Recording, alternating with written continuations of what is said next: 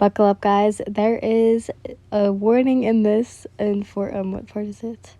59. There is gore warning. So everyone, be cautious if you do not like gore. But anyways, let's get on. Geez, you're finally here, Bakugo commented as he crossed his arms. You rolled your eyes. Oh, fuck off, Pomeranian. Do you think this beauty takes only a second to get ready? You replied as you sassily flipped your hair. Bakugo growled and was ready to bite back, but Izuku stopped him. Let's not fight, guys, the passive says. You mumbled as you looked away from Bakugo. You and Bakugo are always at each other's throats. You look great, Yin. Your brother complimented you. You gave him a small smile. Thanks, Ni-chan, you replied. Come on, we're going to be late, Izuku added. Soon the four of you headed to where you were all about to go. You were still upset because of Bakugo's comment. You didn't realize that you were pouting. Soon you felt a presence beside you. Yin, a deep voice spoke out. You turned to see Shoto. You look beautiful, he added, as he gave you a small smile. You squealed, clung to his arms. Aw, thank you, Shoto. You thanked him. At least there's two people here that isn't that like that guy, you spoke out. Right, Bakugo, you added, earning a scoff from the explosive blonde. You then giggled, as you didn't hold any grudge against Bakugo. The four of you in such a big world, it always felt amazing. Back to the presents. Someone spoke out, Yin, Yin. Someone called out your name. Your eyes slowly opened as you were met with Kojiro, who was close to your face. Yin, you're finally awake. You fell asleep. You were cut off by him by screaming as you were surprised of how close he was. Thud. You let out a groan as you accidentally fell off the sofa. Ugh, that hurt, you mumbled. Kojiro let out a small chuckle and walked up to you. He held out his hand to help you up. Thanks, you mumbled. You soon got up. You actually fell asleep on the sofa. I'm sorry that I had to wake you up. My God, he spoke out. No, it's fine. I mean, it's school hours, so... You let out a small chuckle, and you slowly sat down on the sofa. You look, happy when you were asleep. Was it a good dream? He asked. Yeah, it was a happy memory or moment, you replied as you dreamt of your life back in the real world, where it was just you, your friends, and family. Well, that's great. Besides, you seem very scared. It was my face that you saw first when you woke up, he chuckles. My face? Oh, is my face that scary? He asks. You look at him with a serious face. Your face isn't scary, Kojiro. I just was surprised. Besides, have you seen yourself? You're handsome. My favorite thing about you is actually your eyes. Your eyes are really beautiful. Wait, did I just say that out loud? You spoke out. Well, whatever. I meant it, Kojiro. You chuckled. You complimented him, not knowing that you're digging your own grave. Kojiro blushed and looked away. Thanks, Yin, he replied. Does she like me too? He thought. The school bell rang. It was the time for class. Welp, there's the signal. I'll see you later, Kojiro. You spoke out and you got up to leave the student council room. Kojiro watched as you left, getting more ideas into his head. What's my next class again? Oh, that's right. It's science, isn't it? You mumbled as you soon headed to the science lab. As soon as you entered the science lab, you let out a confused facial expression when you saw Sabito. Sabito was a higher grade level than you, so you were confused as to why he was in your class. You soon walked up to him. Sabito, what are you doing here? You asked. He then turns to you with a slightly shocked face. Well, Sir Akaza told us there would be a partner work, Sabito replied. You were about to ask him about the partner work, but you were cut off by Akaza. Good afternoon, class. He spoke. All the students' attention were now on him. You were all probably confused by this kind of setup. There is actually going to be a partner work, so look for a partner, he added. You didn't hesitate to wrap your arms around Sabito's arm. Sabito, you're stuck with me now, you giggled, to which Sabito only chuckled in response. This partner work is going to be research about astronomy, he spoke out, and soon continued to talk about the rules and mechanics of the work. Also, all of you should come up with a team name, he added. Ooh, a team name, you commented. What should ours be? Sabito asked. Let's be for lifers, you suggested. He raised an eyebrow. Aren't you? We aren't four though. We're just two, he replied. Nah, we built different, you told him as you did a sassy hair flip. Well, all right, Yin, he chuckles as he is on board with your antics.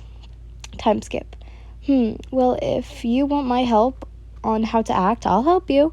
You reassured Gio, who had asked for your help how to act. The two of you were at a park. What character are you auditioning for anyways? You asked as you licked your chocolate mint ice cream. I actually haven't planned that yet, Gio replied. I'm not going to use it for an audition, though, he thought. Well, how about you try acting as some charismatic, you suggested. Oh no, I see the picture and I'm not liking this. How do you do that? He asks, confused. You giggle. You soon stared at him and bit your lip. He blushed and looked away. Wait, I don't think that's charismatic, he spoke up. Nah, what? No, it is. Come on, try it, you insisted. He looked at you. He hesitated for a moment.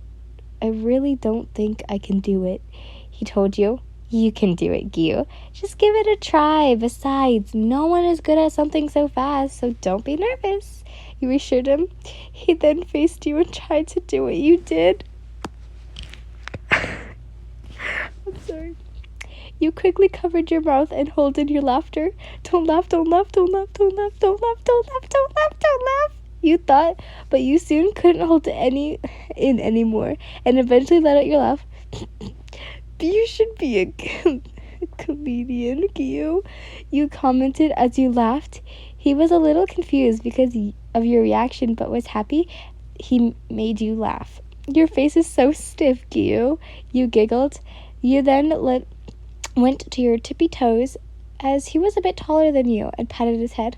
Good job nonetheless. You just need some practice, you complimented him. A blush soon appeared on his cheeks. He hid his frustration face by looking down and letting his hair cover his face. You were about to tell him something, but then a voice spoke out. Yin, a familiar voice, soft-spoken. You turned around to see Bob.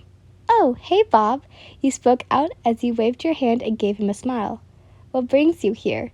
You asked. Well, I was going out for a stroll. How about you? Bob asks. I was just helping Gyu on how to act, you replied. As Gyu slowly got closer behind you, Bob soon noticed Gyu's slightly imminent gaze. He quickly felt uncomfortable. I'm sorry, did I interrupt something? Bob asked. Gyu was about to say yes, but you got to him first. No, not really. We were just practicing some acting, you chuckled. Before Bob can even add anything, he was stopped by Gyu's intimidating stare. Well, good luck, both of you, he says as he quickly ran away. You watched him as he left. He must have been in a hurry, you mumbled. Why is that guy acting like he's so close to her? If he does something, then I'll... Gyu's thoughts. Oh my god, I said Theo. Gyu thought as his mind soon made up some plans. Time skip. Can we pretend that airplanes in the night sky like shooting stars? I'm not doing this. Stop. No, I have to. Twilight sang, I could really use a wish right now. I'm not doing this. I'm not. But basically that really cringy song, that really cringy thing, in my opinion. The credits soon started rolling. Alright, folks, The next show is the moment I got jealous of my male best friend's big mommy milkers because it was bigger than my boobs, that I died out of jealousy and was reincarnated as a rug. Handsome men and beautiful women stepped on me every day. I'm satisfied, but I fell in love with a gangster mafia bad boy with 24-pack abs. I went to confess, but what do I do? I'm just a rug.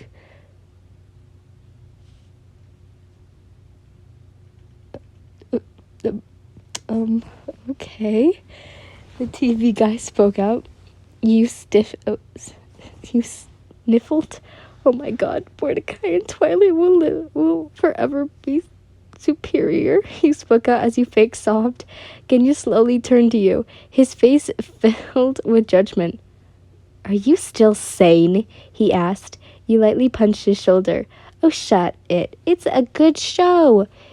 You pouted.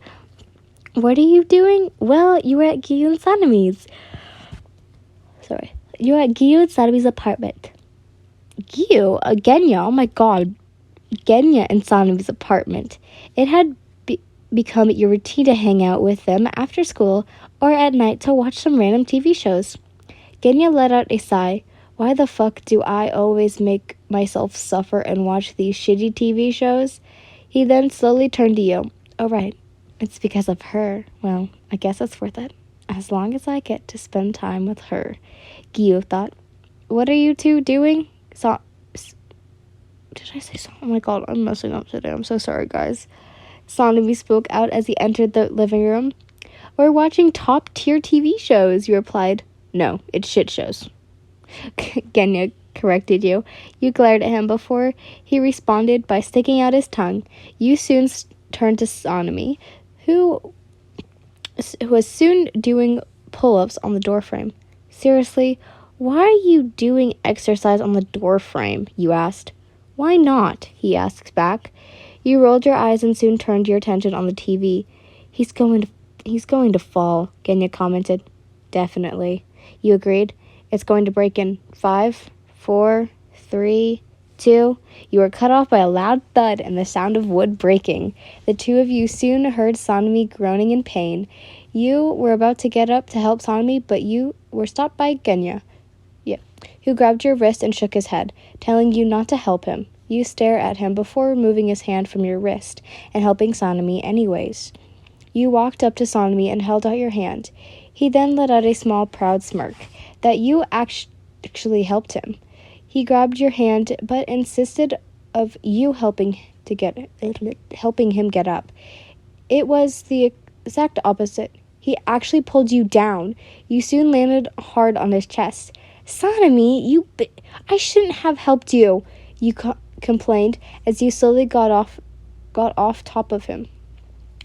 He only let out a chuckle. You should have seen your surprised face, he teased. You rolled your eyes. Whatever, you crossed your arms. What are you mad? Oh, are you mad? He asks. You didn't reply. He let out a laugh. Well, how should I make it up to you? He asks. Food. Buy me food. You spoke out. Food was your priority. While the two of them continued to talk, there was someone who watched Genya. Genya watched as you two bickered. But he felt like there was something different. Sanmi's laugh, body language, physical contact towards you, and his gaze. Sanmi had that look of admiration whenever his eyes light upon you, and Genya seems to notice it. Genya clenches his fist, as he didn't like this at all. His thoughts were cut off as soon as he realized something. Wait, am I jealous? He thought. Meanwhile, Karen sniffs as she was in an unfamiliar room. Her hands were taped on a table, and her fingers were separated. Tears would have stopped rolling down her cheeks, but Karen could care less if her eyes were red. All she could care about was that she's stuck with a fucking psycho. Kogashibo finally sharpened his knife in front of her. Here's what's gonna happen. I ask you a question, and you answer them honestly. he spoke out as he gave her an intimidating glare. She slowly nodded her head. Good, Kogashibo spoke out and removed the duct tape on her mouth. Help! Somebody please help me! Help! Help me! She let out a scream as soon as Kogashibo cut her pinky finger. He then grabbed her jaw, forcing her to look at him. Go ahead and scream, as if anyone can hear you. Make more noises, and I'll make sure to cut your ring finger next, he threatened. Karen soon shut her mouth. Good, Kogashibo added. Now, I'll cut to the chase. Why are you bullying Yin? He asks. Yin, are you doing this for her? Karen asks, her voice hoarse. Just answer the question, Kogashibo demanded. As if I tell you... She was cut off by her ring finger being cut. She let out a loud scream in pain as more tears rolled down her cheeks. I won't ever tell you, she screamed. Kogashibo's eyes twitched as he eventually grew irritated and cut off her hand. I'll never tell you. I'll always protect her, she shouted. She let out a gasp as she realized the information she had just put out. Her eyes trembled. What had she done? Her? Who's her? Kogashibo asks. You'll never find out, you psychopathic fucking pedophile. She was cut off by the knife going straight into her head. Kogashibo had already sent all his patients. Her, huh? He mumbled.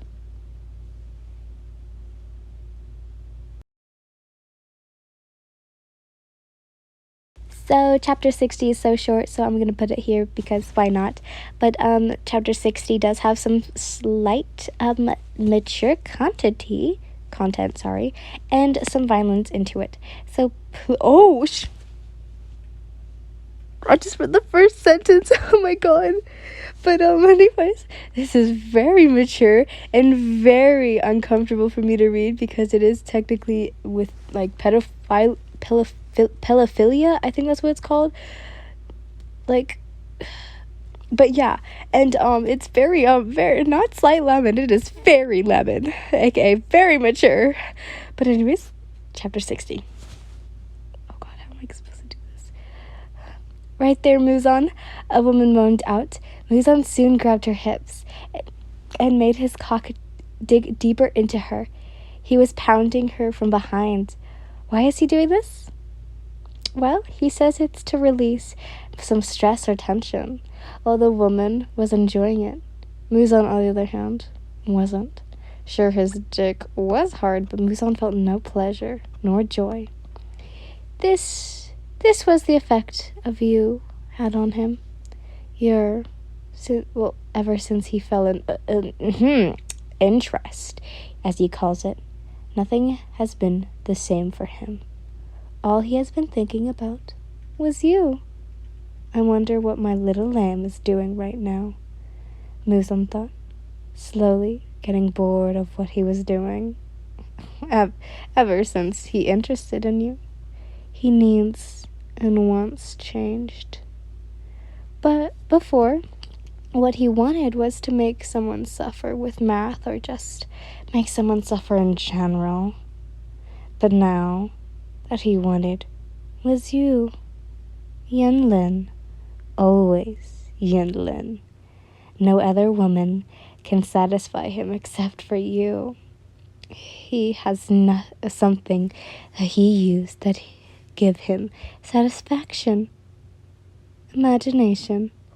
He was going to imagine that the one he was fucking right now was you. Muzan's POV. I soon removed my right hand from quote-unquote Yin's waist and slid it down her clit. Muzan, I don't think I can. The woman moaned out as I started to rub her clit. I only ignored her words. I could care less about what she thinks. But I wonder how the real Yin would react. How would she react if I did this to her? What would her facial expression be? What would her moans sound like? Okay, this is... I want to fuck her until she can't walk for a week. I want to see her quiver and her legs tremble as I fuck her from behind. I want to grab and pull her hair. I want her to be covered in my seed. I want to touch her, to control her. The thoughts and ideas of that made me excited. But too bad. I couldn't have her. Yet. Okay. I'm about to come. The woman shuddered. I rolled my eyes. Let's get this over with. After my last thrust, I pulled out and sprayed my load all over her. The woman soon laid on the bed, panting and catching her breath. I slowly got out of bed and headed towards the bathroom for a shower. I was growing impatient. Nothing can satisfy me anymore. I was getting tired of imagining they aren't her and would never be her. It has to be her. Time skip. Muzon soon left the shower and grabbed a towel to dry himself. He soon left the bathroom and glanced at the woman on his bed. She was sleeping. He soon walked up to a chair that had his clothes. As he was drying himself off, his phone vibrated. He raises an eyebrow and glances at what or who the notification was from. He let out a small smirk as he realized it was from his beloved little lamb, Ian. You. Good afternoon, sir. I think I left my homework in your office.